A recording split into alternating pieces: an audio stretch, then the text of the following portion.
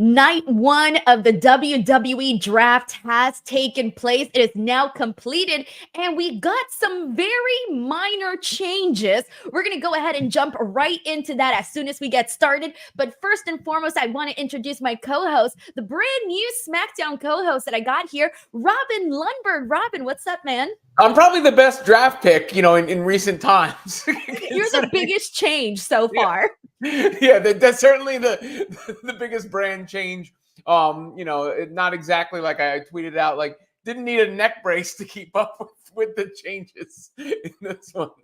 No, definitely not. I kind of feel bad because I was like, all right, here we go. It's night one of the draft. I'm so freaking ready. I was ready to come out here and just be like, all of these crazy things happen. And while there were a couple of surprises that I can't wait to talk about, there weren't that many changes. And, I feel like the draft is always stronger on Raw because, of course, it's 3 hours. There's a bigger draft pool and there are more rounds, therefore more selections. But I kind of felt like they just needed to.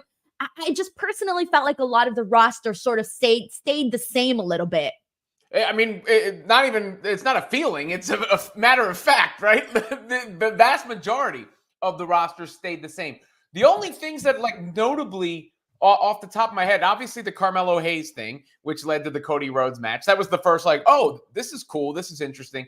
Nia Jax switched. Did anybody else switch at all? I have them down here. I'll tell you exactly. Okay, so let's get into this. I do want to break this down round by round.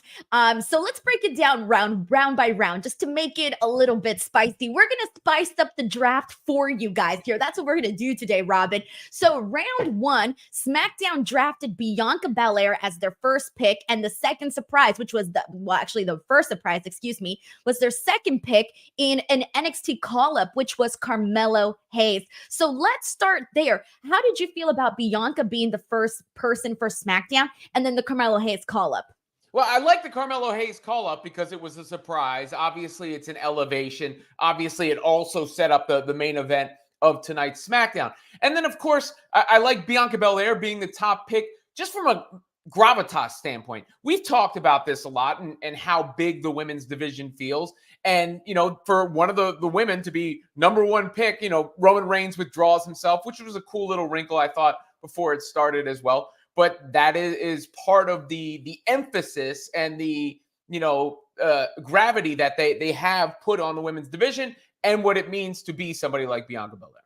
Yeah, and just so that you guys know, it was announced a couple days in advance that the champions are remaining on the brand in which they already represent. So if some of you guys are wondering, like, why the heck wasn't it Bayley or somebody else? It's because the champions are remaining where they are. And also, I should say one more thing before we get into this, and that is that when the show started, Paul Heyman announced that Roman Reigns has withdrawn himself from the draft. And even with that being said, Robin, I thought, so the reason why is because apparently he's not going to be there for some time. So we don't know when he's coming back. But I mean, it kind of feels like, hey, we're all knowing he's going to SmackDown, given that the entire bloodline, except for like Jay, is on freaking SmackDown. Well, yeah, and he's been such a staple of SmackDown. But I thought that was cool. Like, again, in the sense of if he's not going to be back, what's the point in drafting him? They're going to have to figure out this mix for a while now. I mean, a lot of big players have been taken off the board. If we're real, Roman's not there. Seth is still out injured, though he was drafted tonight. Obviously, The Rock is no longer around. Rhea Ripley is injured. That is a lot of star power that is taken down there. But, I think that SmackDown is just stronger. I've thought, we talked about this last week, and part of it's the 2 hours. Big part of it's the 2 hours. Maybe that gives me an inherent bias because I just like the way it moves better. But I also think the SmackDown roster is just stronger. Maybe it's because I already liked it better and they got all the same people. But, the Bloodline thing is interesting to me. They stay on SmackDown.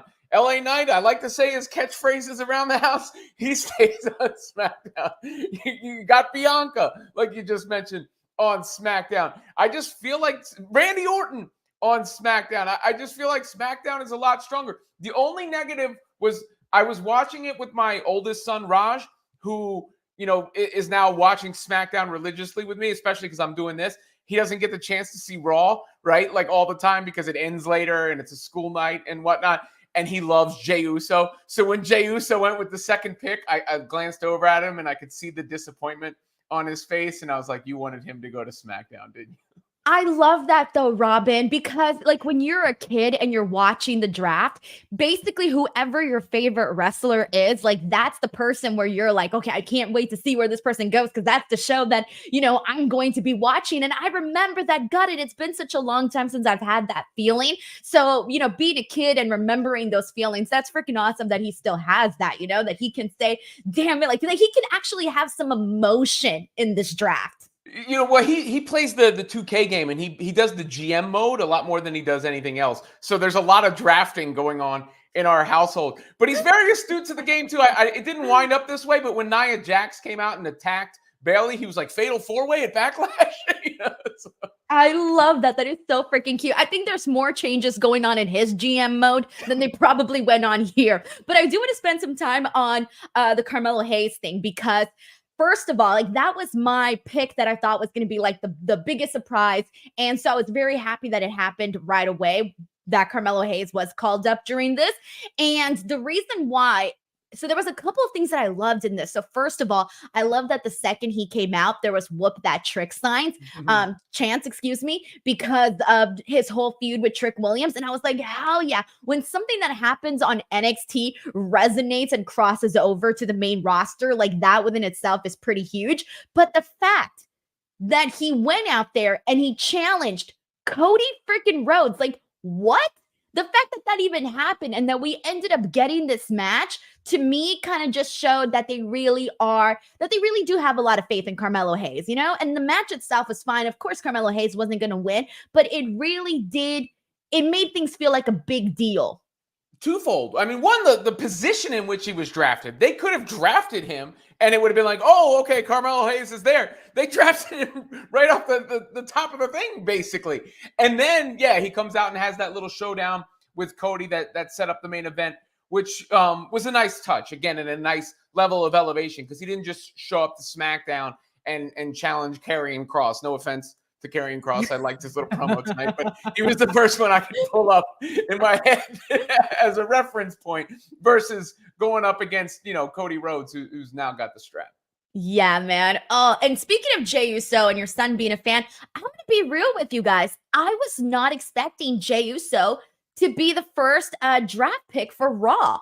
I know Seth Rollins was, said right afterwards for Raw, but I'm like, I would have swapped those two because that's your former champion. And of course, I know that Seth Rollins is injured right now, but still, that is your former world heavyweight champion. Like, in my opinion, I would have drafted him like first. So for Jey Uso to be first, honestly, did catch me by surprise.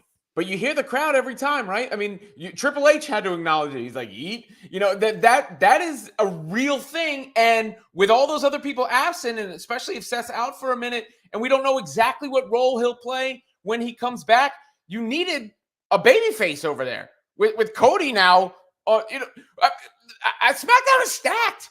SmackDown is stacked. And Jey Uso, this is his chance. Him and Jimmy kind of blew it at WrestleMania with their match. It did not live up to expectations. It was perhaps the worst match on the entire card. Probably was the worst match on the entire card, which sucks to say because these guys have been talking about how that's their dream forever, but it did not work out. His reaction, though, did. His reaction continues, and now he's got a chance. He's got a chance to be main event Jey Uso. Before we wind up with this Bloodline collides thing that is definitely been foreshadowed and we've talked about and is coming at some point, and I think an eventual Usos reunion, this is going to be the opportunity for Jey Uso to see if he can take that ball into the end zone because they gave it to him.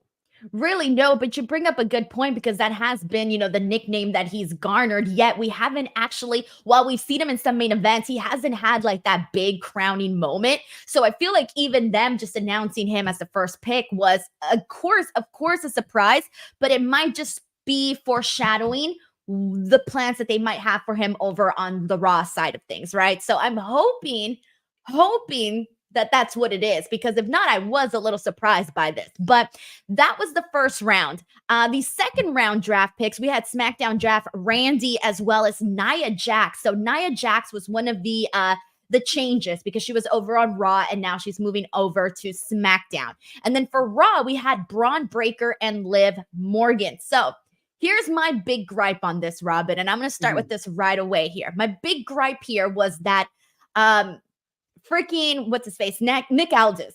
Nick Aldis kind of looks a little silly right now because over on SmackDown a couple months ago, weeks ago, whatever, they spent, so when was it? So Braun Breaker was on SmackDown from February 16th through April 26th. That is a total of 70 days. He only spent 70 days on the brand, which sounds longer, but when you think about it, there was only a couple of SmackDowns in there, of course.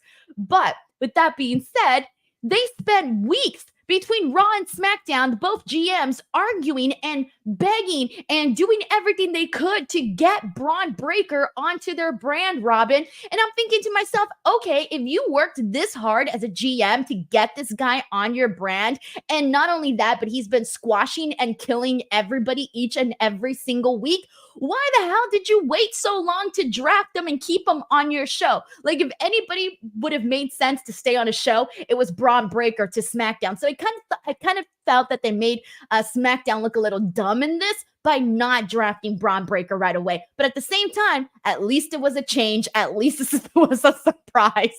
Braun Breaker needs to be on WWE Speed. You know, Denise, I think you're probably paying a little bit more attention and evaluating these GMs with a bit of a finer tooth comb than most of the observers here. But I hear you, and there is a logical hole there. But I think going back to what I was saying before, that's part of the reason for that, because in my opinion, SmackDown has a lot of stars. So they're going to need to, if they want to elevate Braun Breaker, he could get lost in the shuffle over there. Versus on Raw, maybe that's where they're going to really work him into, because he hasn't had that program yet. He's just had those squash matches and the spears and the rahs and all that stuff. Maybe on Raw is when we'll see him actually get involved in something that makes you care beyond, you know, he's cool to watch.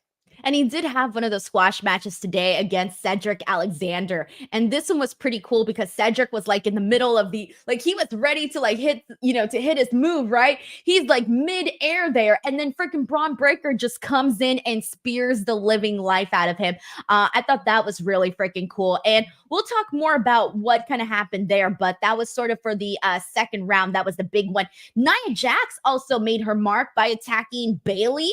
We'll talk about the women's match later, but Nia Jax is also making her mark here too, already on the SmackDown roster. I'm a fan of Nia Jax, and I thought that was a good pickup for them. You know, Nia Jax, there's something to be said for just the physical presence, right? Like, you know, that's gone back to the history of professional wrestling, to the territory days when they were touring Andre the Giant around. And yeah, okay, you know, acts like the Great Khalil and Omos maybe haven't played perfectly at times, but there's a reason they have a certain level of spectacle, and Nia Jax brings that big physical presence. In fact, going back to Raw and the Battle Royal, I actually liked Becky Lynch winning it because I think it makes it a more of a mountain for whoever to overcome, you know, versus like, let's say Liv Morgan had won. It's not as much of a moment as if she beats Becky Lynch, and then you get Liv Morgan fans mad online, and you keep this thing going. But if it wasn't going to be Becky Lynch, I thought it should have been Nia Jax. So this then makes sense to me that she's coming over to SmackDown and going right for Bayley. And that title picture is all of a sudden very interesting because you've had this subplot going on with Naomi and Tiffany Stratton. Tiffany Stratton's obviously on the come up. Now you're throwing Nia Jax into the mix on a brand that Bianca Belair is already on. So that to me is pretty compelling. I love that you brought up that point, the whole thing about Becky Lynch and Nia Jax, because yeah, like again, you got to switch some people around and get some fresh programs because I know that there's probably still a lot more to do there with Liv Morgan, with Becky Lynch, and they're going to remain on the same brand, but I didn't want to see any more of, I didn't want to see Becky Lynch and Nia Jax anymore, Robin. I was done with that program. I felt like, oh my God, it went from a match that we were waiting to see to a match that we saw way too much. So I was very happy to see that Nia Jax got drafted over to SmackDown because I'm like, okay, good. Like this is going to give us a break from that, especially given how similar Raw and SmackDown are both remaining. So let's go ahead and jump into round 3. So round 3, we saw SmackDown take LA Knight Solo Sikoa, Tama Tonga, and Paul Heyman. And Raw, Ricochet and Sheamus. In this round, Sheamus was the only one that changed brands here. So there's some good stuff, and for the most part, at least we know the Bloodline staying on SmackDown. And that was one of the best parts of SmackDown. Again, to me, that whole sequence was really cool, where you could get the Paul Heyman fear again. Solo Sikoa shows up, Tama Tonga's flanking him, Kevin Owens comes out, and it's later that they spill out, right, on that continuous shot down the ramp to keep that going before the Randy Orton pop out. And I'm thinking, okay, is it Kevin Owens, Randy Orton against Tama Tonga, and Solo Sikoa with the debut of Jacob Fatu to come in the midst of that match, which is, I think, what's going to happen.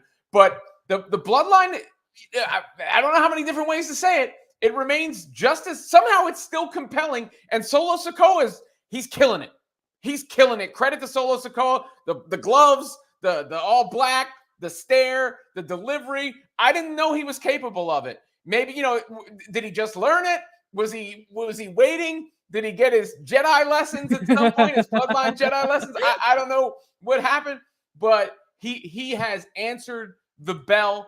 And personally, especially because we're doing this, I'm very happy to see the Bloodline remain on SmackDown. Me too, because you need that. I feel like there are some people that just belong on a certain brand. Maybe it's because that's what we're used to, and we hate change sometimes. But truthfully, I feel like the Bloodline is what SmackDown is. Like, SmackDown is the Bloodline is SmackDown.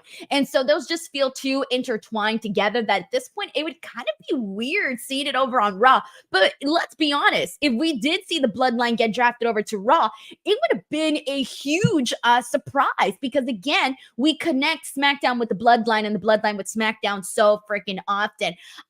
So anyways, I am happy to see Sheamus go over to Raw. I thought that one was good too. And then everything else is just the same, so there's not much else to add there. So let's go ahead and get into round 4. And for round 4, we saw SmackDown draft AJ Styles and Andrade, which was another change, Andrade. And then Raw had Chad Gable, Otis, Maxine, Akira Tozawa, and an NXT call-up in Kiana James. So let's get right to that. Kiana James. So there are a lot of women over on NXT. Obviously, I cover NXT on a weekly basis. People know that. And the NXT women's division, it's my absolute favorite, Robin. It's my favorite. I love the division. I love all the women in it. With that being said, I think if you would have asked me, name the top 3 girls that you would have thought when we're going to get called up in this draft, I would probably have named Roxanne Perez. I don't think, because I know champions stay as is, but I think that's just for Raw and SmackDown. So I do think they could have drafted Roxanne, but it would have been Roxanne, Lyra, maybe Fallon Henley. Kiana James probably wouldn't have been my top 3 in terms of the names of the girls to get drafted.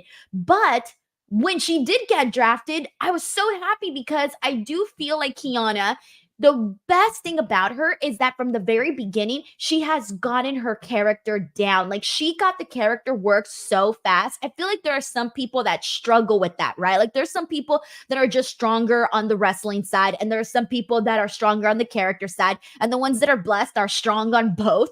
But Kiana James is she's pretty good, but she is, to me, stronger on the character side. And I think she's a really good heel. Like, I buy her as a heel very easily. And I feel like that is going to be something that I want to see how that plays out over on the main roster, over on Raw. And so to see more of these women get called up on NXT, like, I want to see more. I hope more names get called up over on Raw, because I do think that they have so many to go with. So again, I wasn't expecting Kiana James, but I was pleasantly surprised when she got drafted. You sound like a proud mom, I am. I'm sort of even doing, like, touching my chest, touching my heart. Oh my dear God.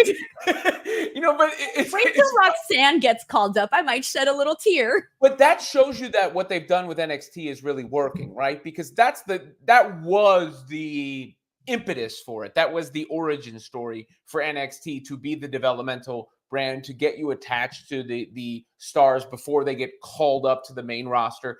And those were probably, the 2 picks that got noticed the most, other than Nia Jax being the one switch, but the NXT picks. So they're clearly trying to also establish it I don't know if you want to say on equal footing, but on more footing than, the minor leagues, like on a step up above that, at least, the AAA level. And you can tell by your reaction. And obviously you cover this, closer than essentially anyone, maybe more closer than anyone on planet Earth. There's a case to be made. You cover this closer than anybody on planet Earth.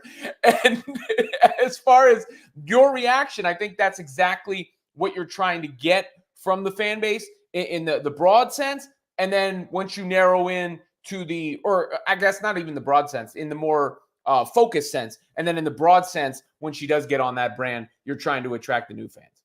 Yes. So with that being said, there were 16 picks today, 4 rounds. Out of the 16 picks, only 4 people changed brands, and then the 2 call-ups. So that was sort of where we're at if we're doing the math around here. So overall, I will say that I feel like this draft wasn't that strong, but of course, I'm expecting Raw to be a little bit more entertaining. So I hope it will be. But again, happy for Carmelo Hayes, happy for Kiana James. Now, with that being said, there were some names, Robin, that were eligible to be drafted. And as of right now, because sometimes they do a social media bit, right? Where all of a sudden WWE decides to draft some people on social media and then you find out about it the next morning or whatever.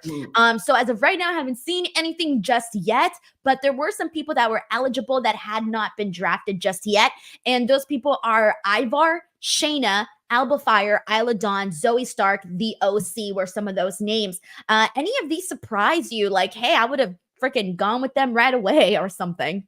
No, I mean, you're like, no, not really. I think the picks that they got, I would have taken everybody before them at this point. Yeah, probably. And like Ivar's doing really great, but would I have replaced anybody else? Probably not. And then of course, Alba Fire and Isla Dawn, really love them a whole lot, and Zoe. But would I have replaced them over somebody else?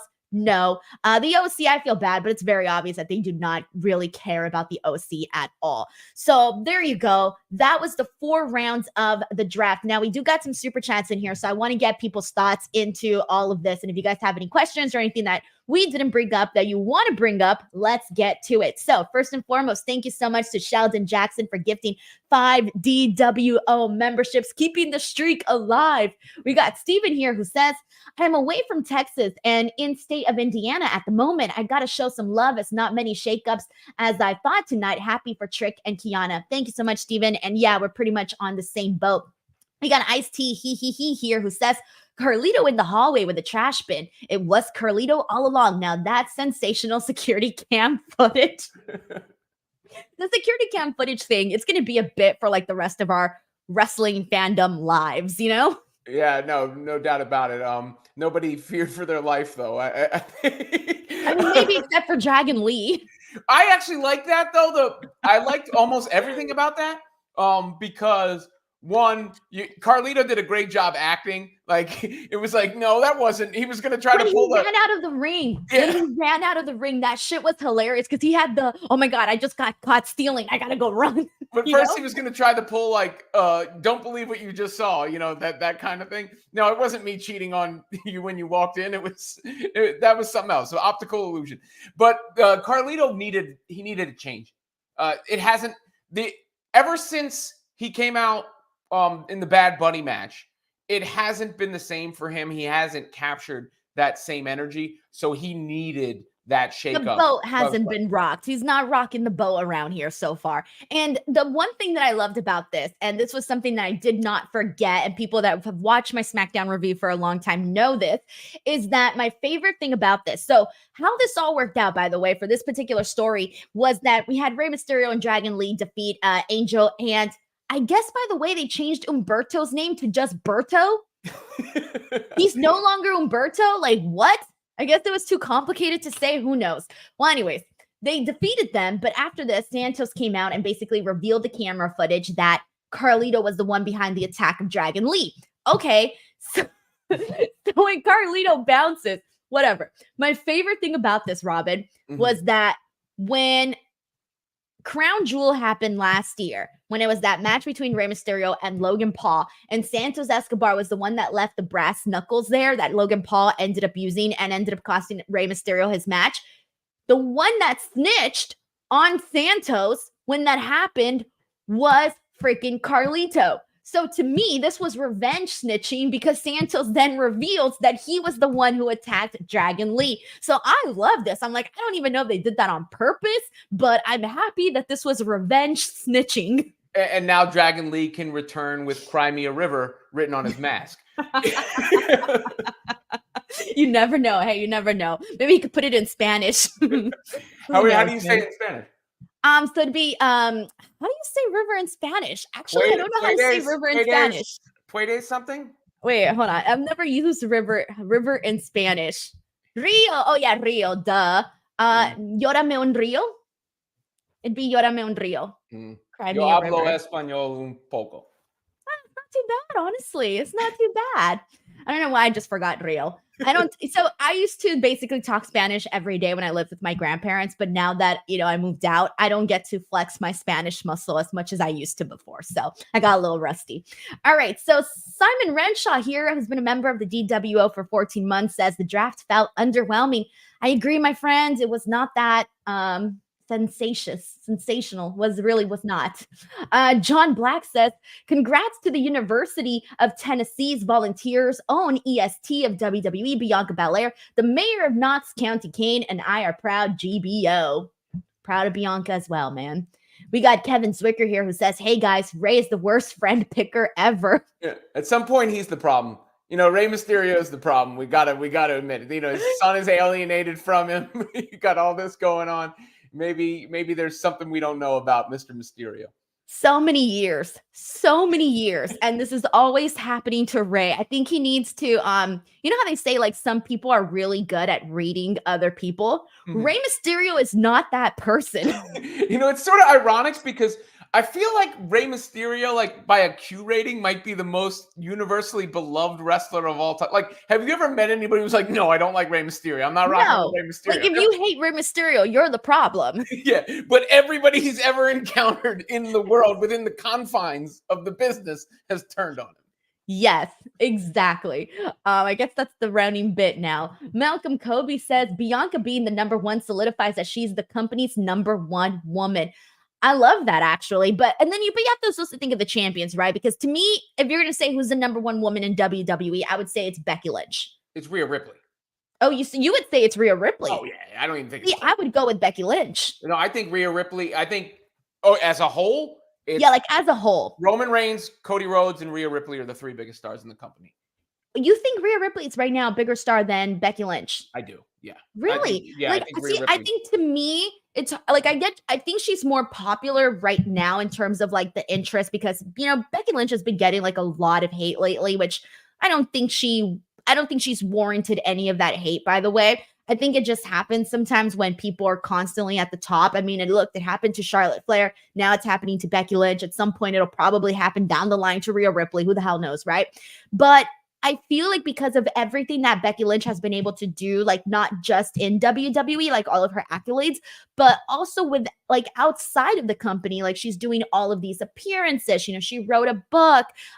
So to me, I kind of see her more so, and she's done more media than Rhea.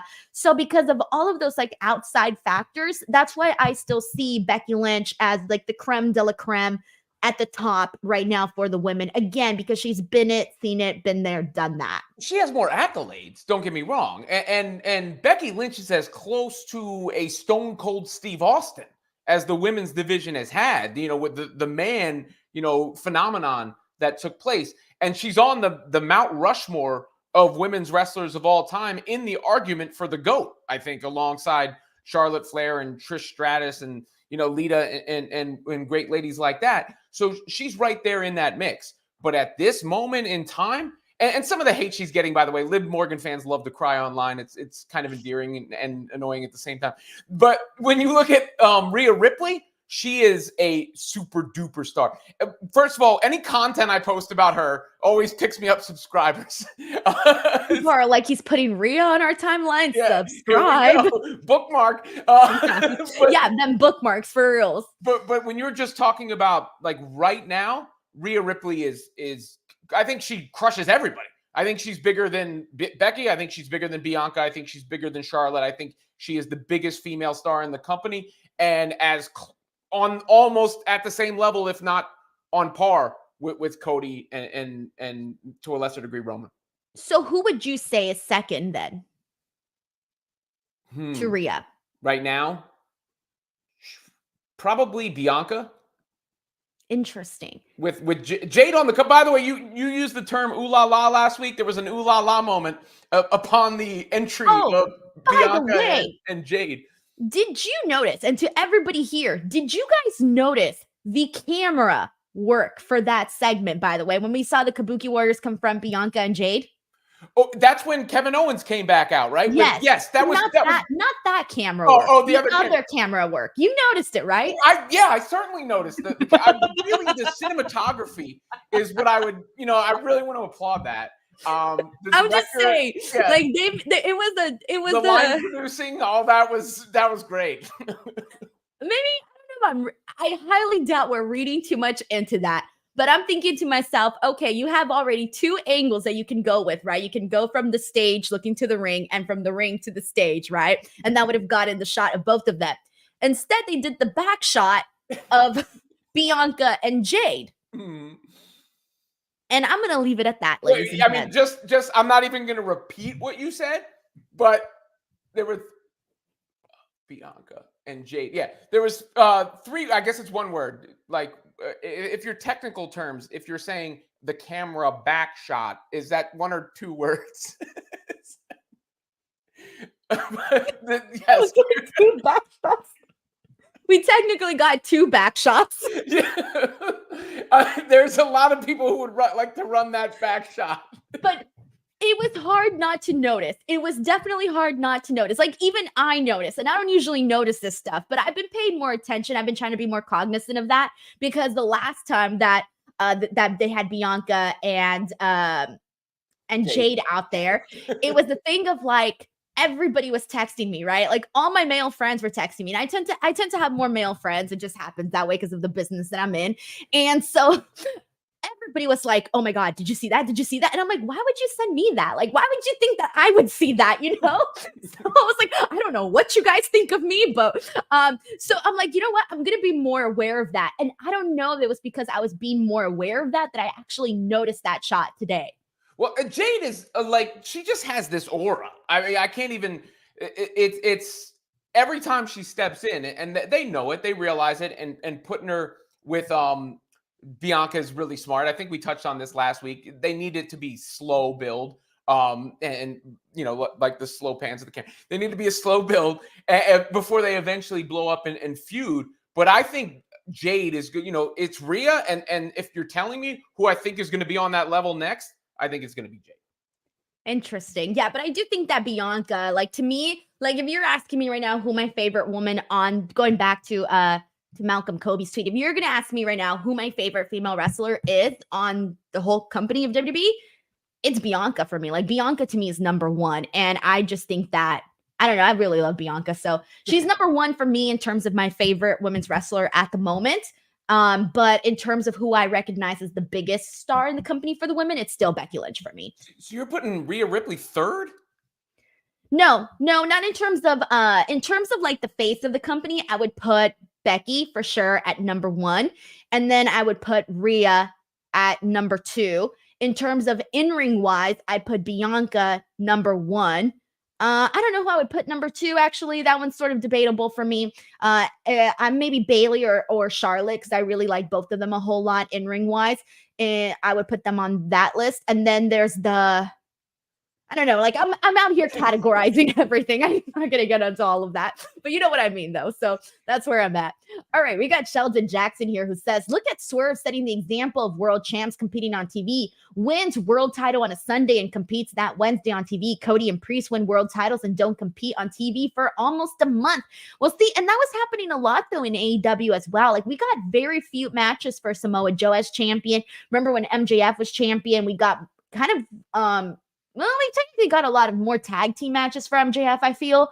But I do think it's more so of a specifically for Priest. I feel like Priest, given that was Seth Rollins' bout before, and that was the Workhorse Championship belt, I feel like they need to keep that going.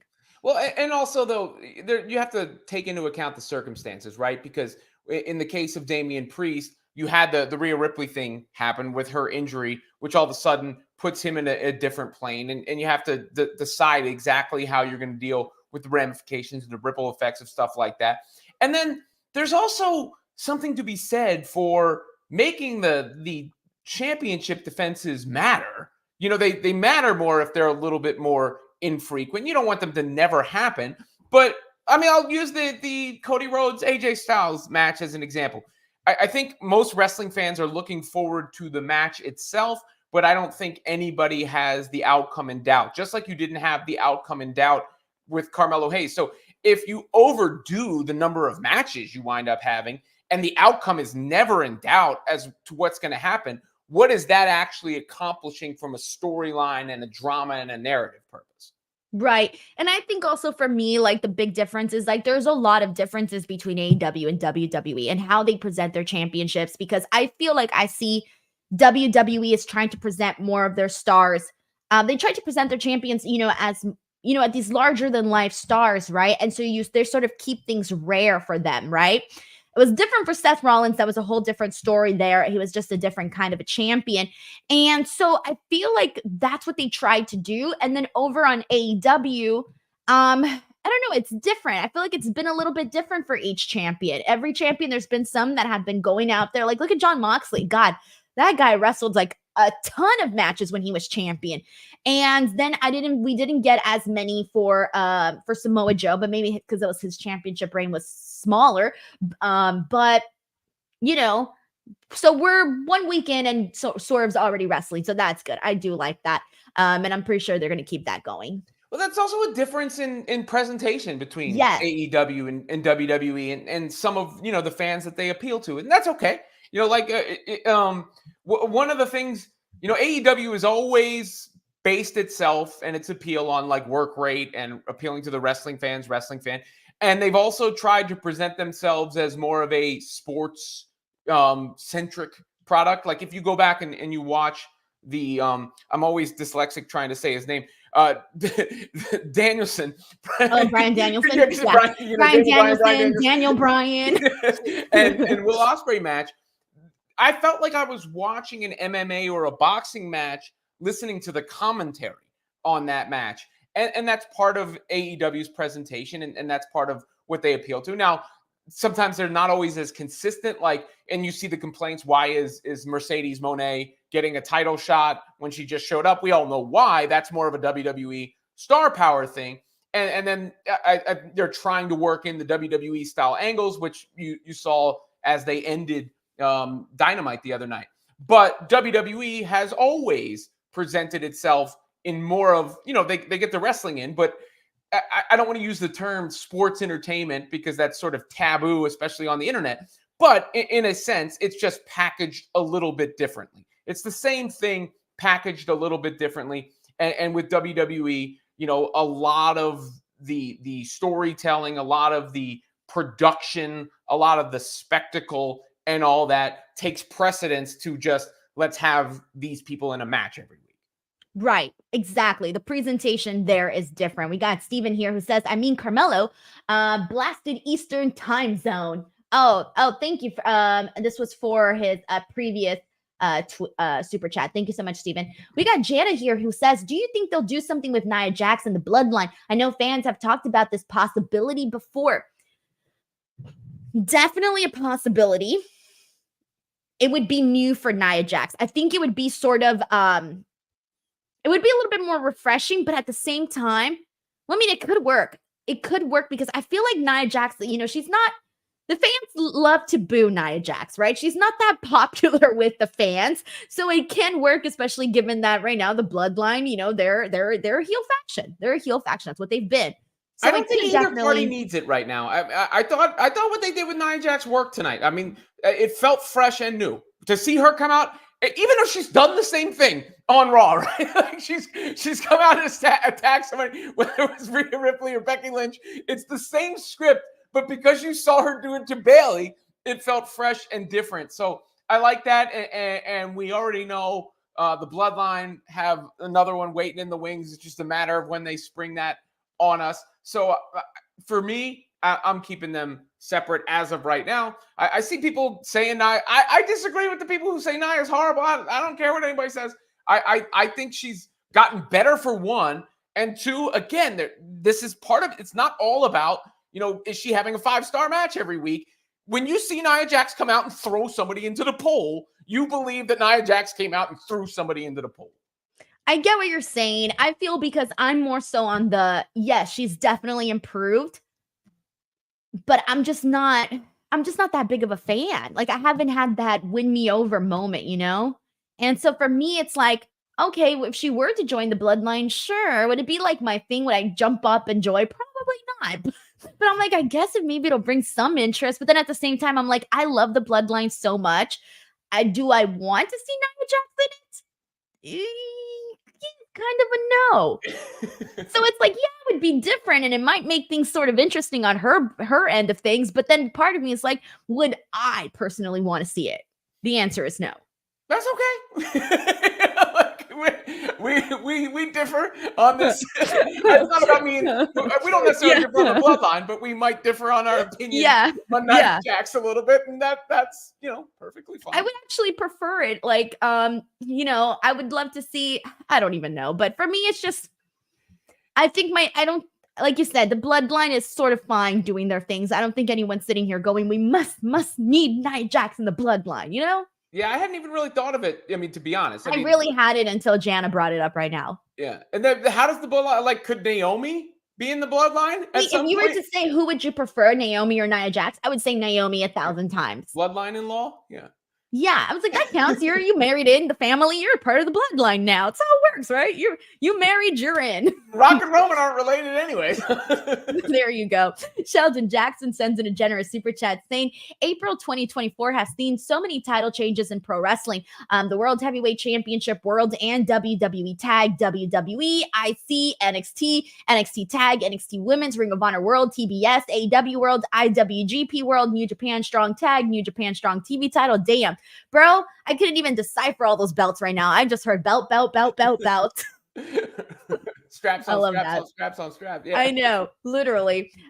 He here says Carmelo's #1 pick gets the main event against the champ. Swerve AEW champ gets buried by the EVPs and Jungle Jack on AEW. Punk is right about AEW versus WWE. AEW and its fans are on a different business.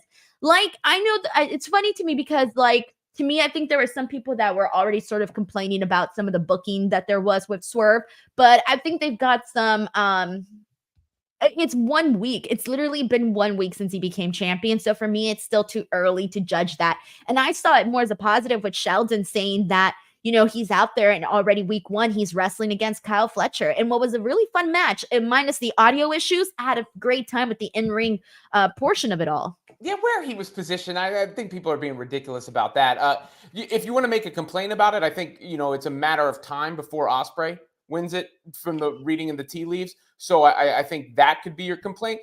And look, whatever you think about AEW or whatnot and what they're doing right now, they just got more attention than they've gotten. The Tony Khan, I made a joke about it at the top. The Tony Khan thing in the neck brace was covered by the NFL.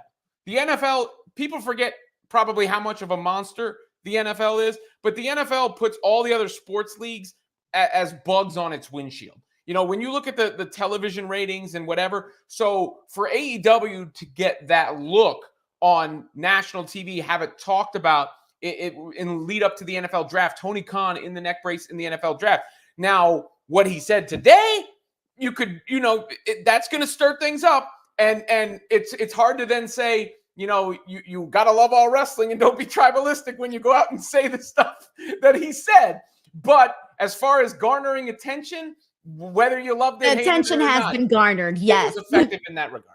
Yeah. And I keep thinking, like, my husband, he's a big sports fan, especially with the NFL. Like, that's his thing, right? Like, that's his pro wrestling. That's his Taylor Swift. It's the NFL. Like, he loves football. So I pick up things here and there because of it.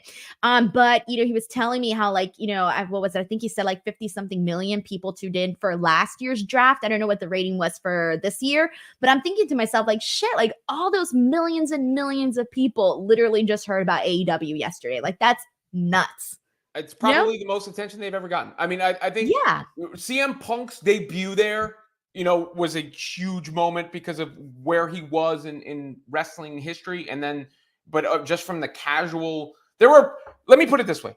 There were a lot of people who found out what AEW was in the last couple of days who, there's no disrespect to anybody. It's just, that wasn't in their purview. And they saw it and they're like, what is this? They hear it at least mentioned. Maybe it rings a bell. And then Tony Khan used that platform to throw shots, throw rocks at the throne. We'll see how that works out for him. But it certainly did work out for him as far as getting his face and his brace out there. Yeah, I was gonna say, definitely got the name of AEW out there, so that's exciting. We got Stephen Martrulli who says, if Breaker's going to Raw leads to a Gunther program, Stephen, from your words to God's ears, that I would love to see that. Would love to see that. Oh, but technically, we don't know where Gunther's gonna go because he's not a champion no more, so he's no longer protected on the Raw brand, so he could be switching brands. We do not know. Chloe Adams says, wonder what would happen to Izzy since Kiana's draft. Oh yeah, Izzy Dame. I don't know, but she'll figure something out. Like NXT is really good at like finding something for the talent to do and finding characters and storylines for people. Steven here says Nia to SmackDown means joining the Bloodline ? We just covered that. Thank you so much, Steven, for the super chat. I appreciate it, man. We got Mike Parker here with a very generous super chat. Says Ray is the modern day Dusty Rhodes or Hulk Hogan in that all his friends turn on him. We'll take that, man. Dream Ninja says 100% it's Rhea. She transcends heel and face. So interesting thoughts there. Thank you so much to Dream Ninja. We got Ice-T here who says Roman equals Batman, Cody equals Superman, Rhea equals Wonder Woman. They are the trinity of WWE right now. 55K stadium sellout in Australia. I'm with Robin. So we got two people already here that sent in super chats. For Rhea Ripley being the top woman. It's very interesting. Rafael Garcia says, I'm going to call it now. With Andrade on the same brand as his brother, we're getting the LDF and Los Ingobernables. That's the role of the Latin factions. They must fight. We'll see how they keep this going. I'm interested. I'm intrigued. I'm excited about it all. M. Durrett says, Bianca's definitely the number one woman. Rhea is just the hottest girl right now, but she is ascending. Becky is starting to reach Charlotte levels in terms of feeling over pushed at the top. See, that's what I hate, though. We never say this. Do we say this that often? Do we say this about the men? They did say Becky Hogan. So do we say this Becky about Hogan, men? you're referencing Hulk Hogan. So in a sense, yes, it has been said about the men before. Yeah, but it's Hogan. Everybo's always Hogan. Like I'm talking about like the other guys. Let's talk about the other guys. It's unfortunate because those are the legends of the game, right? Like, yeah, you got to respect them. Exactly. Charlotte Flair has put on so many classics, and Becky Lynch. Oh, sorry. Literally just last year. We're sitting here, WrestleMania 39, Charlotte versus Rhea. The year before that, Bianca versus Becky. Like.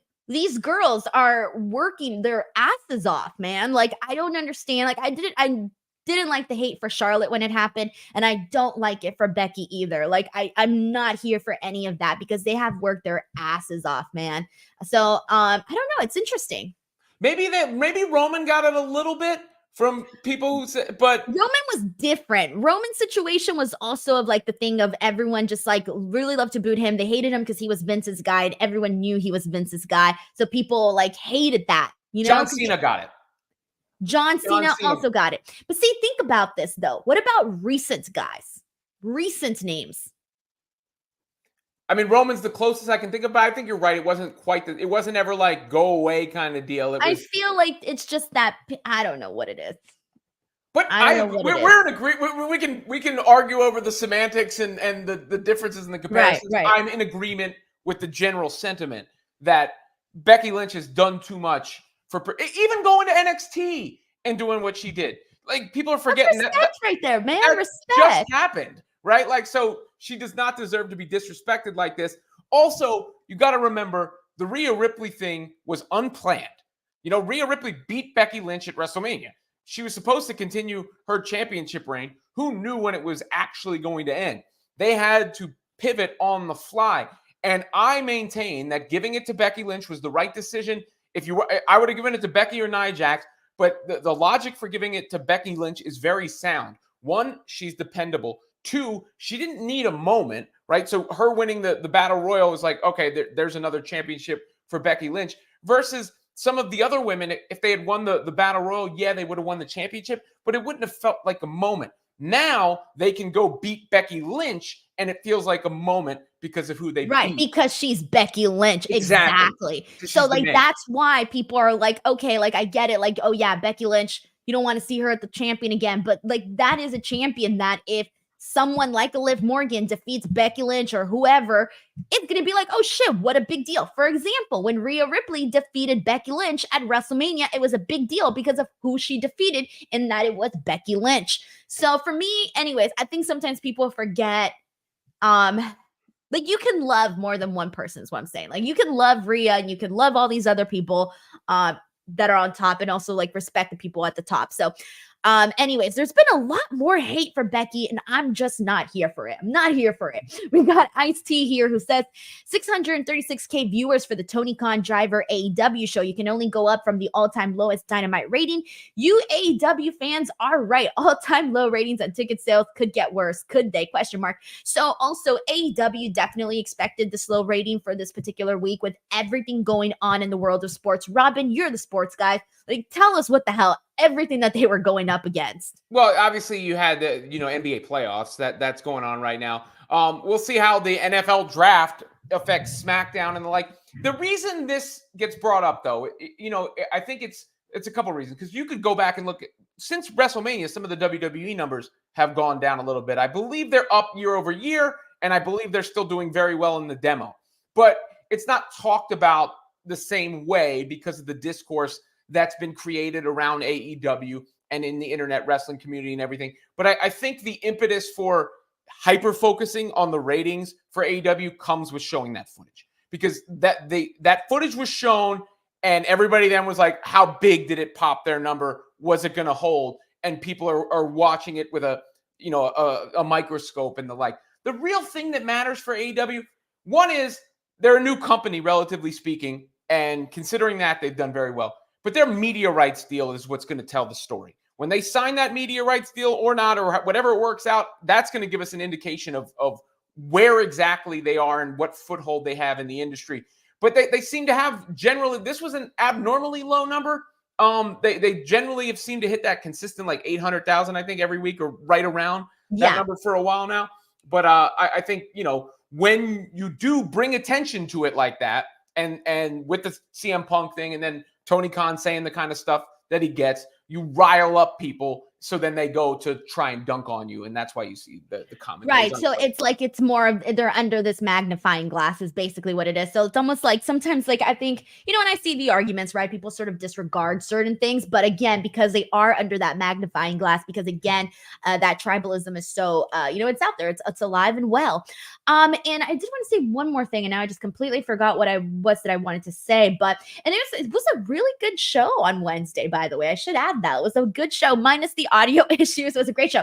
Oh, yes. I remember what I was going to say now because you brought up the media rights thing. And the other big thing that we still haven't gotten for AEW is they're still not on a streaming platform. They still don't have their library up where someone can go and, find out all this history about AEW. They still don't have that yet. So when that happens, that is also going to be a game changer for sure. And beyond just the streaming of it, the pay-per-views, because we're spoiled. Like, WWE having the entire catalog and all of the premium live events available for $5 a month. Yeah, and then $5 or $10. What is it? $10 for commercial free, I think. So it makes it hard for people to then drop whatever $50, whatever it is. It's $50 for every AEW pay-per-view. That's a hard sell. It needs to be bundled into something. Then you'll get more viewers just as a result of the ease of access and the lack of having to drop a separate payment on and it. there's been one like almost every month at this point, honestly. So it's like they've gone up in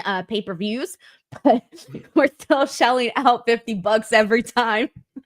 Oh man. We got another super chat here. This one's from M. Durrett, who says the reason it feels that way with Becky and Charlotte is because the other women only get flashes at the top, whereas the belts come back like boomerangs to Becky and Charlotte. But that's the thing though, they work for it. If you work for it, you're at the top. And that's always been what's happened. I mean, that's where you point to the men's side of things. I mean, like, look at the champion.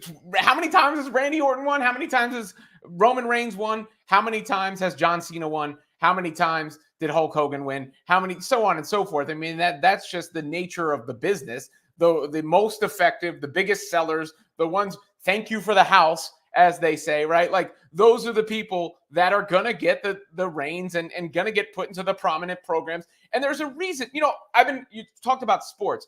I've been covering this Caitlin Clark thing very closely as of late. She's getting a lot of hate too, right? And Yeah, she's elevating. She's going to change the WNBA. She's already changed women's basketball forever. She's the Yes. Michael Jordan of women's basketball. And there's so many, there's all these complex factors that come into it, and we don't have time to get into the layers and the nuances of it, but people are out of their minds, because they throw all these other variables in when, I've followed basketball players my whole life. I'm not rooting for Caitlin Clark because she's a white girl. My favorite athletes my whole life have been black players over time. Caitlin Clark is getting this attention because she's a hooper. I've played basketball my whole life. Real, recognized, real on that court. She's accomplished what she's accomplished, but most importantly, it's just about the metrics, right? It's just about the metrics. The WNBA draft did higher ratings than the last 6 WNBA drafts combined. The women's national championship game outrated the men's national championship I game. heard about that. That's never happened. The ticket prices have doubled. They're moving arenas to accommodate the demand. Her jersey was the highest selling ever. Like, it's just, that's the obvious reason for the attention. And even Dawn Staley, who was the coach of South Carolina, and congratulations to them for winning the national championship, acknowledged, that the chief reason for this explosion in the women's boom is Caitlin Clark. And you take that over to WWE, the people that get over, the people that sell, the people that rate are going to get the champ. Roman Reigns was not the champion for 3.5 years for no reason. Not because it was on some whim, because people were watching and tuned into SmackDown and followed it. Same thing goes with Becky Lynch. Same thing goes with Charlotte Flair. Same thing goes with John Cena. Same thing goes with The Rock. For people like, oh, The Rock is back. Why is he back? Because he's the freaking Rock. And when you have to sometimes deal with the realities of the situation. Right. And it was like, I heard, and again, I'm not too knowledgeable on this, but I heard that, some of the other female basketball players were like attacking Caitlin Clark. And I'm thinking to myself, do you guys not realize what she's doing for you guys? Like, she's going to change things and make things better. Like, people are always, there's always been this comparisons of how, the women basketball players don't get the same luxuries that the men do. Right. And it's like, when you have somebody like Caitlin Clark and you're mentioning how, they're going to bigger venues and all of these things, like, that's changing shit for all the women in the sport. So, like, I think they should all be applauding her, if you ask me. Well, it's a rising tide lifts all boats, right? And like Angel Reese too, like, that people try to polarize that. Let me just be clear. Like, Angel Reese is super charismatic. She's a star in her own right. She's not as good at basketball as Caitlin Clark is. She's very good. She's just not as good as Caitlin Clark, but she could star in a million commercials. She's super charismatic. The next generation, Paige Beckers, Juju Watkins, are all going to be elevated because of this. And let's be fair to the other ladies. Like, it's one person says one thing, and then all of a sudden it's everybody saying this, right? Same thing with, like, you get one critic online, one person writes an article, and then we all do the internet thing where we're like, I can't believe everybody's saying this. literally. The vocal minority, as they like to say. Sometimes I was gonna say sometimes it feels like the smaller crowd has a louder voice, right? And you start to think, oh, everyone thinks this. And in reality, it's not really the case. And we learn about that stuff. But okay, so I'm trying to think if there's anything else on SmackDown that we really need to get to here. Actually, so we did get Tiffany Stratton versus Naomi, and the big thing to take away from this is that we're getting this Backlash match. Naomi versus Bayley versus Tiffany Stratton for the championship. Do we think that the title is already going to change hands or not yet? I think not yet, because of the shenanigans that were at play here. Because I thought maybe, like, Tiffany Stratton was going to win and have that one-on-one match. And then, because I've said, on this show for a few weeks now, I think eventually she's getting that championship. But because of what took place there. I don't know if we're going to see Nia Jax make an appearance again. I mean, it felt they set up the triple threat, right? Not the fatal four-way. So is she going to interfere again and break all that up? I think there's more story to be told and more of a, musical chairs sort of deal to happen here. And I don't think Bayley is losing the championship as a result of that. Yeah, I was gonna say it's too soon too. I would kind of feel really bad for Bayley on that end. But all right. So those were really the big things. Of course, we did have the contract signing with Cody Rhodes and AJ Styles. Not really much else to add about that. We know the match is happening at Backlash, and we kind of already talked about everything else. So that's basically SmackDown for today, night 1 of the draft. Before we go, just a friendly reminder to everybody that of course Robin and I are here each and every single Friday. So if you guys want to come hang out and talk SmackDown with us, we will be here. And then tomorrow I will be live to talk about both Collision and Rampage. So don't leave me hanging, guys. I'm covering a 3-hour show on a Saturday. So make sure you guys come through.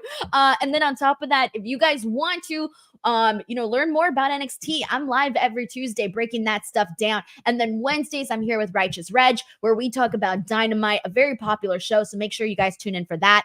And before we go, Robin, where can the people follow you and support you? Yeah, no, Denise always links the YouTube below. My link tree is down there, so make sure you check out the YouTube channel. I've been doing a lot of that WNBA Caitlin Clark coverage. I do a lot of pro wrestling shorts and topic matter as well. And for those people in the chat, no, I'm not Chael Sonnen. I have interviewed him on many occasions, however, but I am not him. My name is Robin Lundberg. I hope you guys enjoy me on this show. I'm just going to put Chael Sonnen next time on your little lower third. I'm going to cross out Robin. I'm the baddest man in the world or baddest dude. I don't. He's got a lot of energy too, but we operate. Hey, if you want to think it, that's hilarious. I love that.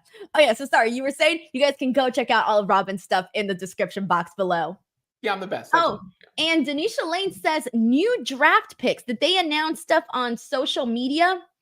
Let me check really quickly, because if they did, we might as well get into that before we wrap things up. So let me just make sure here. Someone said more draft on X. Okay, here we go. Okay, we got them, guys. Here we go. So check this out.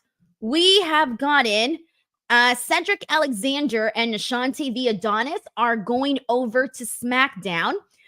We have Alba Fire and Isla Dawn drafted to Monday Night Raw. We have Baron Corbin has been drafted to SmackDown. He will not be on the same brand as his former buddy, Braun Breaker. So he's back on the main roster. And then Ivar will be remaining on Monday Night Raw. And then the OC are remaining on SmackDown. They will remain there. And Shayna Baszler will remain on Monday Night Raw. And Zoe Stark will also remain on Monday Night Raw. So there you go. Those were the last people that were eligible to be drafted, and they've officially been drafted. Honestly, the biggest surprise here is Baron Corbin going back to the main roster. Yeah, he's been gone. Absence makes the heart grow fonder. Not that people haven't been following on NXT, obviously, but I think there is a certain level of, okay. He's back. Is there something new with him now? Is there a new twist? What are they going to do with him? What do they have planned with him? Because clearly, it's not. I wouldn't call it a demotion, but in a sense, it definitely was. Yes, yeah, it definitely was. It's a demotion, and which means they didn't have what they really wanted out of him, that juice that they really wanted out of him. But now he's coming back up, so that is going to be interesting to see, because he's got a lot of the elements to make it work. I mean, the thing with JBL didn't work. That was the shits. That was the shits, Robin. It was like my least favorite thing ever. You're so nice too. So for you to say that, it was the shit. I felt so bad for Baron, and he's been given some like dog shit stuff. Okay, food. Literally, this poor guy. Like, I've gotten to the point where I feel bad for Baron Corbin.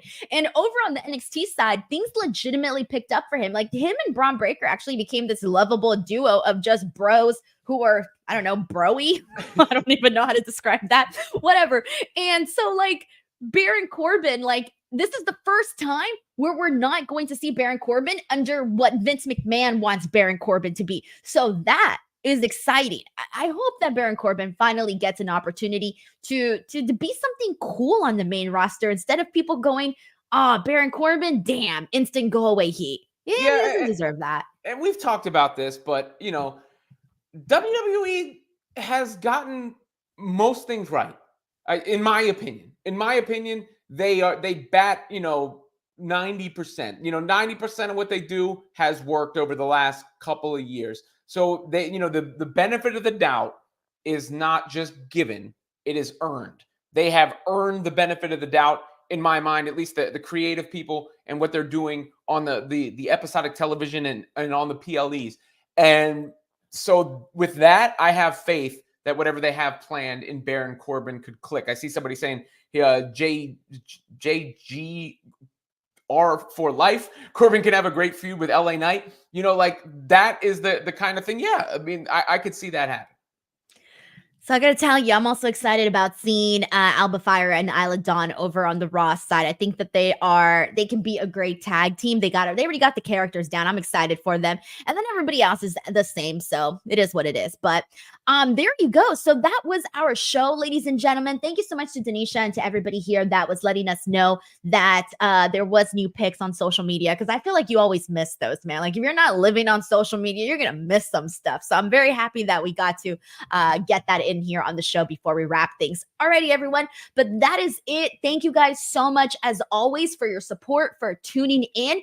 And we will catch you guys over on the next one. Bye, everyone.